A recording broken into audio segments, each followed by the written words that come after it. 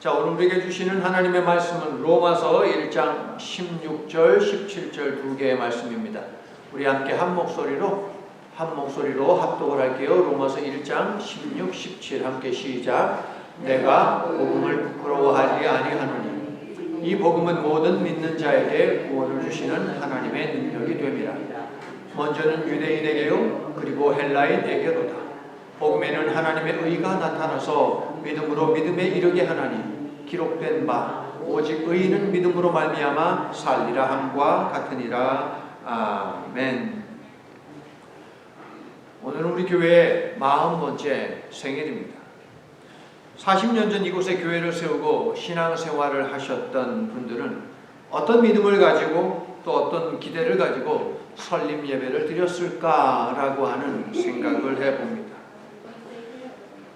1980년 2월 12일 저 콜롬비아에 있는 콜롬비아 연합 장로교회 거기에 구역이 하나 더 생기게 되었습니다. 영광구역인데요. 그 구역이 왜 생겼느냐 하면 이 썸터 지역에 한인들이 이렇게 모이면서 구역 예배를 드리게 되었습니다. 그래서 영광구역이라고 하는 것이 하나가 생기게 되었습니다. 그런데 여기서 이제 구역 예배를 드리지만 주일 예배를 드리려면 콜롬비아까지 매주 나가야 하니까 그것이 이제 어려움이 있었습니다. 그래서 이곳에도 교회가 하나 세워졌으면 좋겠다라고 하는 생각을 가졌습니다. 처음 12명이었던 그 인원이 1984년 3월 달에 모여서 예배를 드릴 때 25명이 되었습니다. 25명이 모여서 이곳에서 40년 전에 교회가 세워지고 예배가 시작되었던 것이죠. 자, 문서에 따르면 우리 교회의 창립 동기 다음과 같습니다. 그대로 제가 읽어볼게요. 이 지역에 있는 샤 공군기지에 근무하는 미국 군인과 결혼하여 이곳에 온 한국 여성들에게 복음을 전하며 생활 상담을 통하여 그리스도인으로 또는 건전한 시민으로 살아갈 수 있도록 조언하며 협력하는 데 있다. 이후 소수의 이민자 가정과 한국 기업에서 일하는 분들이 돌아오자 복음 전파의 대상이 확대가 되었죠. 오늘 우리 교회의 상황과 연결해서 결론을 짓자면 썸터 지역의 한인들과 그들의 가족들이 복음을 통해 건전한 그리스도인으로 살아가도록 돕는 것, 이것이 바로 우리 교회가 설립된 이유이고 존재의 목적이 되겠습니다. 우리가 태어날 때 분명 복음이 있었던 것이죠. 우리를 포함해서 이곳에서 예배드린 수없이 많은 사람들이 복음에 관하여 수없이 많이 들었을 것입니다. 기독교 신앙의 가장 기본이 되는 복음은 도대체 무엇입니까? 오늘 칼럼에 썼듯이 성경에서 종종 찾아지는 40이라는 숫자는 중요한 일을 앞둔 준비의 의미가 있습니다. 특별히 구원을 위한 준비, 이것이 읽혀지는 것이 성경에 있는 40이라고 하는 숫자가 가지고 있는 의미입니다. 자, 그러면 이 40이라는 숫자 속에도 복음이라고 하는 것이 있을까요? 오늘 우리가 40번째 생일을 맞이하니까 또 언제 40이라는 숫자를 우리가 성경에 있는 것들을 찾아보겠습니까? 한번 보자고요. 숫자 40과 관계된 첫 번째 사건은 창세기 7장에 있습니다.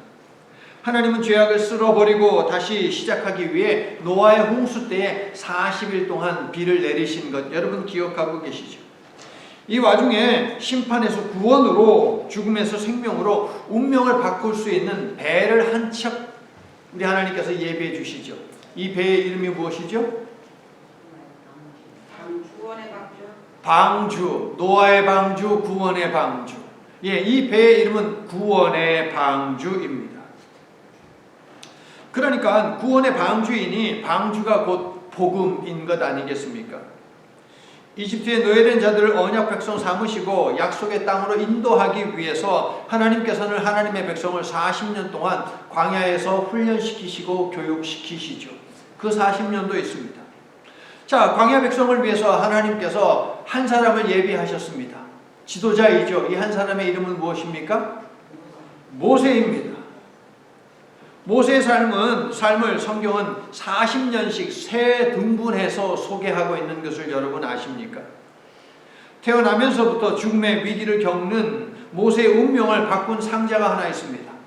태어나면서 모세는 죽을 위기에 있지 않았습니까? 그런데 그를 살리기 위한 상자가 하나 마련되었습니다. 이 상자는 무슨 상자? 갈대 상자 아니겠습니까? 그런데 여러분, 갈대 상자도 복음입니다. 노아의 방주라고 할 때 방주에 해당하는 단어 한번 따라해 볼까요? 떼바. 갈대 상자, 모세, 아기 모세가 들어갔던 갈대 상자, 상자에 해당하는 단어가 또 따라해 볼게요. 떼바. 똑같은 발음하셨잖아요. 노아의 방주도 떼바고 갈대 상자도 떼바입니다. 이 두 것 외에 이 단어는 그 어디에서도 사용되지 않는 참으로 진귀하고 귀한 단어입니다. 구원을 위해서 하나님께서 마련하신 상자. 여러분의 가정이 바로 이런 상자가 되기를 예수님의 이름으로 축원합니다. 모세는 40년을 바로의 왕궁에서 큰 힘을 가진 이집트의 왕자로 살았습니다. 기억하시죠? 또 다른 40년은 그는 미디안에서 그의 장인의 양을 치며 사는 정말 힘없는 자로 살았습니다. 나머지 40년, 그러니까 80세부터 120세까지는 어떻게 살았습니까? 광야에서 하나님의 힘을 의지하며 이스라엘의 지도자로 살았습니다. 하나님은 모세가 80세일 때 그의 신발을 벗게 하심으로 그의 마지막 40년을 여시는데요. 이것은 그동안 갈대 상자 복음을 떠나 살았던 모세를 다시 갈대 상자에 태우시려고 하는 하나님의 초대다라는 거예요. 내 신발을 벗어라 초대하시는 거예요. 이제는 다른 삶으로 나아가야지 하면서 말입니다. 다시 복음으로 살게 하시어 그가 누려야 하는 생명을 갖게 하고자, 그리고 아브라함의 후손인 하나님의 백성들을 다시 방주 떼바에 태우시고자 하나님은 모세에게 내 신을 벗어라 라고 초대를 하신 것입니다. 40주년을 맞이하여 교회 생명인 복음을 혹시 나는 잃어버리지 않았는지, 신을 벗고 다시 복음으로 돌아가야 하지는 않는지 함께 살펴볼 수 있는 오늘 복된 말씀의 시간, 또 하루가 될 수 있기를 예수님의 이름으로 축원합니다. 언약 백성으로 살면서 언약 백성이 어떻게 살아야 하는지에 관한 지침서가 있어야 하겠지요. 그 지침서를 무엇이라고 부릅니까? 십계명이라고 부르지 않습니까? 이 십계명을 주시기 위해서 하나님은 모세를 시내산으로 불러 올리시는데 거기에서 역시 40일을 금식을 하게 하십니다. 메시아에 앞서 온다고 한 그 엘리야도요, 복음을 위한 여정을 걸었습니다. 그 과정 속에서 호렙산으로 향하던 때가 있었습니다. 그 광야길에서 엘리야는 40일 동안 금식을 하였습니다. 자, 엘리야가 먼저 온다고 했습니다. 구약 선지자들을 통해 약속하신 메시아 예수님도 천국 복음을 위해서 살아야 하는 공생애를 앞두고 광야에서 40일 밤낮 금식하신 것을 여러분 알고 계시죠? 그리고 칼럼에 적었듯이 천국 복음이 얼마나 중요하면 예수님은 부활 후 40일 동안 부활과 영생의 천국 복음은 틀림없는 약속임을 친히 증거하신 후에 승천하셨다. 그게 바로 예수님이 부활하신 후에 40일간의 행적입니다. 숫자 40을 통해서도 복음이 성경의 핵심임을 우리는 알 수 있는데, 우리 교회의 시작에 이 복음이 분명히 있었습니다. 그러므로 40주년을 맞이하여 다시 복음으로, 나이 40에 다시 복음으로 이것을 외치는 것은 너무나도 당연한 것이고 반드시 우리가 외쳐야 하는 소리이다 하겠습니다. 자, 그렇다면 복음은 무엇입니까? 복음을 설명하는 많은 성경 구절들이 있지만 바울의 유작이라고 할 수 있는, 마스터피스라고 할 수 있는 로마서에서 2개의 구절을 뽑았습니다. 복음이 무엇인지 아주 간단 명료하고 그리고 아주 파워풀하게 우리에게 소개하거든요. 복음은 뭐라고 이야기합니까? 하나님의 능력이다. 믿으시면 아멘 합시다. 로마서의 시작 17개의 구절, 시작 17개의 구절 가운데 복음이라고 하는 단어가 7개가 있으니 그것은 무엇입니까? 바울이 하나님의 백성들에게 죽기 전에 정말 주고자 하는, 손에 쥐어주고자 했던 것이 무엇이냐? 복음이었다라는 것을 우리는 알 수 있습니다. 고린도전서 2장 2절입니다. 내가 너희 중에서 예수 그리스도와 그가 십자가에 못 박히신 것 외에는 아무것도 알지 아니하기로 작정하였다. 복음이죠.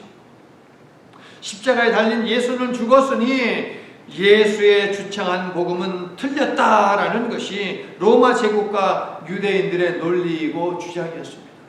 예수가 복음을 위해 살았지. 그래, 예수가 복음을 전했어. 그런데 그 예수가 살았어. 십자가에서 죽었잖아. 그러므로 그 예수는 가짜야. 그 예수는 실패한 거야. 복음은 힘이 없는 거야. 라는 것이 로마 제국과 유대인들이 계속 주장했던 것이라고요. 그러나 예수님이 달린 십자가는 그들이 틀렸다. 다양한 이유로 예수님을 거부한 모든 자들이 틀렸다라고 선고합니다. 예수님은 죽음의 권세를 깨고 다시 사셨기 때문입니다. 여러분, 할렐루야. 십자가는 죽음이지만 생명입니다. 그래서 십자가는 복음입니다. 여러분 믿습니까? 바울은 이 십자가 복음에 대해서 단호하고 분명한 입장을 가지고 있습니다. 16절을 보세요. 보면 내가 복음을 부끄러워한다, 부끄러워하지 않는다? 부끄러워하지 않는다. 아주 단호합니다. 자, 이 말은 뭘까요? 내가 복음을 부끄러워하지 않는다. 이 말은 뭘까요? 이 말 이면에는 복음을 부끄러워하는 사람들이 있다는 거예요. 디모데후서 1장 15절을 보면 세상이나 바울이 전도하였던, 그래서 함께 사역했던 아시아에 사는 모든 사람들이 바울을 떠났다라고 되어 있어요. 바울도 한때는 예수 그리스도의 복음을 수치스러운 것이라고 확신을 했습니다. 왜냐하면 메시아라면 가난한 촌동네이며 범죄자들이 숨어 지내는 갈릴리 나사렛 출신일 수 없기 때문이고요. 죄인들과 함께 어울려 먹고 마실 수 없기 때문이고요. 율법 조항을 어기며 안식일에 병자를 고칠 수 없기 때문이고요. 성전의 멸망을 말할 수 없기 때문이고요. 극악무도한 죄인들이나 죽는 십자가가 수치스러운 그 십자가에 매달려 죽을 수 없는 일이기 때문에 바울도 십자가는, 복음은 수치스러운 것이다라고 확신을 했습니다. 그러나 바울은 예수를 믿은 후 십자가는 하나님의 방법이었다라고 하는 것을 인정을 하게 되고 오히려 자랑스럽게 생각했습니다. 십자가 외에는 내가 자랑할 것이 없다라고 말한 것 기억하지 않습니까? 무슨 이야기입니까? 자신의 생각과 방법을 내려놓았다 하는 것입니다.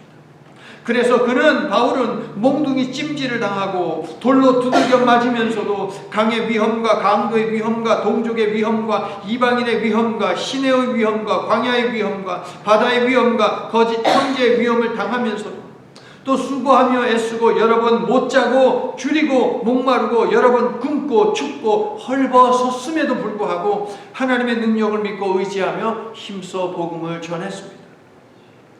내게 능력 주시는 자 안에서 내가 모든 것을 할 수 있느니라. 할렐루야.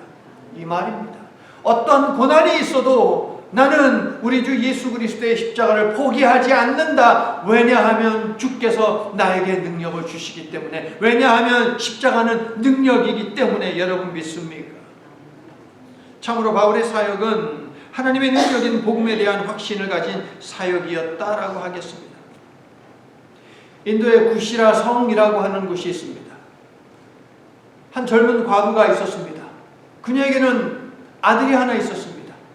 아들은 그녀에게 전부였습니다. 그런데 이 아들이 죽을 병에 걸렸습니다. 아무리 훌륭한 의사라도 돈을 아무리 많이 준다고 해도 이 아들을 살릴 수 없다라고 합니다. 그래서 이 과부가요, 부처를 찾아갔습니다. 석가모니를 찾아갔습니다. 그래서 석가모니에게 부탁했습니다. 제발 제 아들을 살려주십시오. 그때 부처가 이야기했습니다. 그래, 네 아들을 살릴 수 있는 방법이 있다. 단 한 번이라도 죽음을 경험하지 못한 집이 있다면 그 집을 찾아서 그 집에 있는 쌀을 가지고 그것을 밥을 만들어 가지고 네 아들한테 먹여라. 그러면 살릴 수 있다. 그래가지고 이 과부는요, 그 길로 쫓아가가지고 온 마을마다 문을 두드렸습니다. 건넌 마을도 가고 또 건넌 마을도 가고 다 두드렸습니다. 당신 집에는 죽은 사람이 없습니까? 조상 대대로 한 번도 죽지 않은 사람이 있습니까? 아무리 물어봐도 아니요, 저희 아버님이 작년에 돌아가셨습니다. 아니요, 할아버님이 돌아가셨습니다. 아니요, 내 어린 딸이 죽었습니다. 모두 다 죽음을 가지고 있어요. 그래서 이 과부는요, 빈손으로 축 처진 어깨로 부처를 다시 찾아왔습니다. 선생님, 아무리 찾아봐도 죽음을 경험하지 못한 그런 집은 없었습니다. 이제 내 아들을 어떻게 하면 좋겠습니까? 라고 할 때에 부처가 이렇게 이야기를 했습니다. 자매여, 생자 필멸이라. 사람이 나면 반드시 죽는 것이며 인연 따라 일어나고 인연 따라 없어지니 무엇을 슬퍼하랴. 이게 뭔 말입니까? 해결이나 변화보다는 순리적 사실에 자족하도록 가르치는 것이 석가모니의 방법이고 불교의 가르침입니다. 석가모니에게는 죽은 사람을, 아니 죽음이라고 하는 이 문제를 해결할 수 있는 능력이 없습니다. 그에게는 죽음에 직면한 사람을 갖다가 살릴 수 있는 그런 능력이 그에게는 없습니다. 그러므로 죽음을 그냥 받아들여라 라는 말 외에는 할 수 있는 말이 없었습니다. 그러나 성도 여러분, 특별히 수요 예배에 나와서 나인성 과부의 이야기를 들은 성도 여러분, 똑같은 과부입니다. 그녀의 아들은 죽었습니다. 죽었어요. 그런데 예수님이 뭐라고 했습니까? 과부에게 죽음을 그냥 받아들여라. 모든 사람은 어차피 다 죽는 거야. 이게 순리야. 자연의 이치야. 하나님의 뜻이야. 그러니까 그냥 죽음을 받아들여. 혼자 살아. 예수님이 그렇게 하셨습니까? 아니잖아요. 그 죽은 아이가 있는 그 관에다가 손을 대고 예수님이 간단하게 말씀하시죠. 청년아, 일어나라. 죽은 청년을 살리시어 슬픔의 눈물을 감격과 감사의 눈물로 바꾸어 놓으셨습니다. 성도 여러분, 불교와 기독교의 차이가 바로 여기에 있습니다. 같은 과부 아들의 죽음 앞에 부처는 죽음을 숙명으로 수용할 수밖에 없는 인간의 한계를, 예수는 그 한계를 넘어 생명을 얻는 복음의 기쁨을 맛보게 했다라고 하는 것입니다. 부처는 이러한 숙명을 세상의 이치로 남겼지만, 그래서 불경을 달달달 외우면서 모든 자연의 이치를 받아들여라 라고 가르치지만, 예수님은 인간의 숙명을 십자가의 죽음으로 해결해 주려고 했다라고 하는 것입니다. 성도 여러분, 이것이 복음입니다. 이것이 복음입니다. 죽음의 문제를 해결하고 나아가서 영생애로 우리를 인도하는 것, 이것이 바로 복음입니다. 이분이 바로 예수님입니다. 복음은 하나님의 능력이다. 바울의 체험과 고백은 참으로 아름답고 힘찹니다. 고린도전서 1장 18절에서는 바울은 이렇게 외쳤습니다. 십자가의 도는 구원을 받고 있는 우리에게 하나님의 능력이다. 복음이 하나님의 능력임을 확고하게 믿은 바울은 갈라디아서 1장 17절에서 선포하죠. 다른 복음은 없다.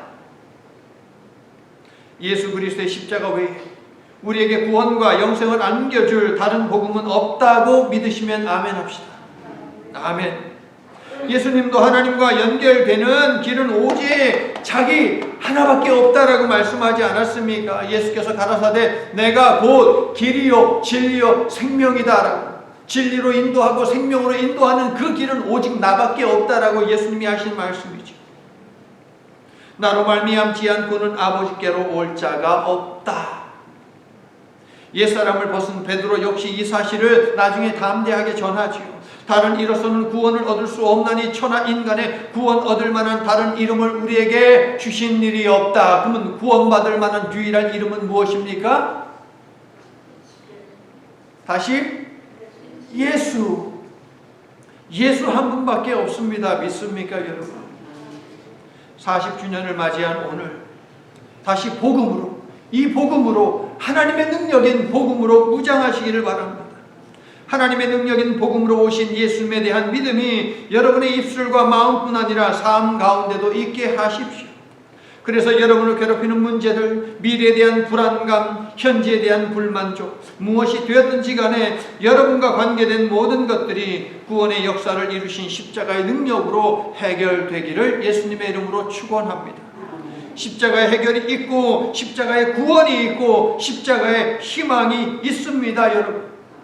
여러분 모두 십자가 복음의 능력으로 즐거운 삶, 행복한 삶을 누리시기를 축원하고, 복음의 능력 없이 사는 썸터의 모든 한인들과 여러분의 지인들에게 이 복음을 전하여 그들도 구원 방주에 태워 하나님 나라로 인도할 수 있게 되기를 예수님의 이름으로 간절히 축원합니다. 아멘. 기도합니다. 한 해 한 해 겹겹이 쌓여 오늘 드디어 40주년을 맞이하게 하시는 하나님, 저희들 다시 복음으로 시작하기를 소망합니다. 하나님의 아들 예수님의 피로 사신 이 성전된 우리 모두 십자가 복음의 능력으로 단단히 무장함으로 늘 이기도록 축복해 주시옵소서. 하나님께서 40이라는 숫자를 구원하시는 하나님의 놀라운 사랑을 드러내기 위한 준비 기간으로 사용하심을 보게 되는데, 이 시간 머리 숙인 저희들 모두의 삶 구석구석에 예비하신 하나님의 구원이, 축복의 은혜가 임하도록 축복해 주시옵소서. 예수님 이름으로 기도드립니다. 아멘. 이제는 혼돈하고 공허하고 흑암이 깊음 위에 있던 세상에 빛을 보내심으로 생명의 복음을 시작하신 하나님 아버지의 감히 상상할 수 없는 사랑과 아름다운 하나님의 창조 세계를 더럽힌 인간들의 죄의 문제와 죄로 인해 발생한 사망의 문제를 해결하기 위해 이 땅에 오시어 천국 복음을 몸소 보이신 후 십자가로 향하신 예수 그리스도의 한량없는 은혜와 오늘 우리로 하여금 40년 그 후는 약속의 성취임을 보게 하시고 하나님의 능력인 복음으로 하나님의 사람들을 무장시키시고 세상 풍파를 이용하여 우리를 흔드는 사탄의 괴계를 파하여 이기게 하시는 성령님의 교제가 사순절을 보내며 특히 섬기는 교회의 40주년 예배를 드리며 복음은 하나님의 능력임을 심령에 새기고 다시 복음으로 살아갈 것을 결단하고 보내시는 친교와 선교의 현장으로 출발하는 모든 하나님의 백성들 위해 십자가 복음을 단단히 붙들고 살아갈 저들의 삶 위에 이제로부터 영원토록 함께해 주시옵기를 간절히 축원하옵나이다. 아멘.